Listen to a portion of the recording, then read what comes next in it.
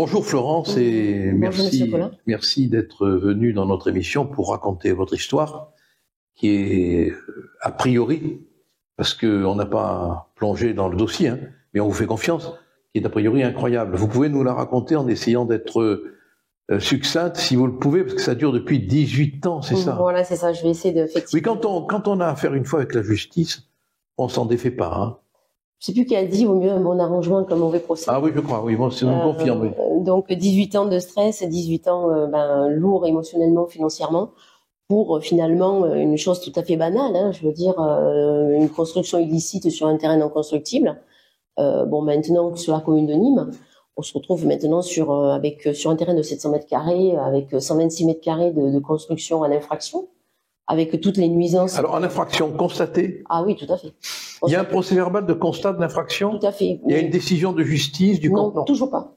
Ah ben voilà. Toujours pas. Donc vous ne pouvez pas dire que l'infraction est illicite puisqu'il n'y a pas de décision qui le constate. Si vous voulez, le préfet s'est accordé à dire, le procureur se sont accordés à dire que tout ceci était en infraction, mais ça n'est toujours pas frappé de démolition, ce qui doit être le cas, puisqu'on parle justement de ces fameuses constructions illicites, cette cabanisation qu'on voit un petit peu fleurir dans le Gard. Moi, ça fait 18 ans que je me bats pour démontrer que j'ai quand même un trouble de voisinage important. C'est-à-dire que votre adversaire a construit à côté de chez vous, sur un terrain inconstructible. Tout à fait, c'est son habitation jouxte, en tout cas mes clôtures, ce qui fait que moi je peux pas... C'est à quel endroit? Sur la route d'Uzès, c'est la commune de Nîmes. La commune de Nîmes, donc du coup, c'est en garrigue, hein, une zone protégée, parce qu'il y a tout un écosystème qu'il faut protéger, donc visiblement la ville de Nîmes a œuvré dans ce sens. Mais, et alors, une fois que vous avez vu que la construction s'édifiait, je l'ai informé tout de suite, les services de l'urbanisme, immédiatement. Et quelle a été leur réaction? Le silence. Ça fait 18 ans qu'ils se taisent. Et après, qu'est-ce que vous avez fait? Vous avez fait un procès? Vous avez engagé une... Oui. Moi, j'ai saisi le tribunal de grande instance qui m'a débouté. Pourquoi? Parce que il n'était pas prouvé que mon voisin, avait construit, qu'il y avait une nuisance, un trouble de voisinage. La cour d'appel, après, m'a condamné à reconstruire mes clôtures, alors que c'était mon voisin qui les avait fait effondrer par la construction de ces corps de bâtiments. Et puis, moi, je me suis mise un peu en sommeil, et puis il a continué d'agrandir, au point que je puisse plus du tout, Mais moi, je comprends pas, j'arrive pas à comprendre comment une construction illégale peut perdurer. En général, la mairie fait un procès-verbal de constat, et puis il y a une procédure devant le tribunal correctionnel. Non. Quand on construit sans permis, il a un permis de construire? Non, pas du tout. Il a eu un refus de permis. En 2005, le maire de Nîmes lui a refusé le permis. Mais sauf qu'à un moment donné, moi j'ai pu constater que les constructions se faisaient quand même.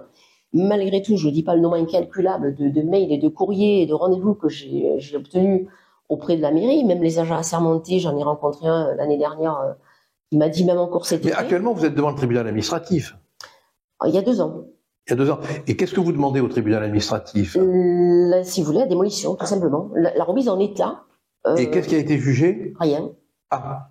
Voilà. Donc pour l'instant, rien. Moi, je pense que, je peux me tromper parce que je connais pas le dossier, mais je pense que vous avez commis une erreur d'aiguillage.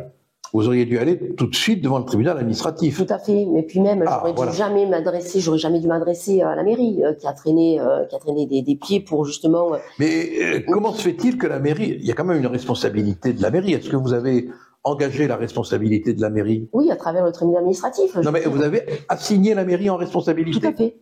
Et qu'est-ce que ça donne? Pour l'instant, pas de réponse depuis 2 ans. Donc moi j'ai demandé dernièrement au TA de savoir l'état du dossier où on était. Donc pour l'instant ils m'ont dit mais ça fait que 2 ans, le dossier est... Oui, ce qui pour la justice c'est peu de temps. C'est ça, ils m'ont dit voilà. Il faut quand même savoir que 2 ans, ça correspond à 2 secondes dans la justice. On est dans des délais normaux, on va dire. Normaux, oui, tout à fait. Voilà, de traitement de dossier. Je vous le confirme. Maintenant. Mais moi, alors voyez-vous, dans votre histoire, mais je vais me pencher sur le dossier parce que ça m'intrigue beaucoup. Il y a une chose que je comprends maintenant, c'est pourquoi le tribunal de grande instance vous a débouté, parce que vous n'avez pas pris la bonne voie. Ce que je ne comprends pas, c'est pourquoi la mairie n'a pas enclenché les procédures qui s'imposent. Ils n'ont même pas, justement, quand on constate une infraction à l'urbanisme, on dresse un procès-verbal d'interruption de travaux. Ça, ils l'ont jamais fait, jamais.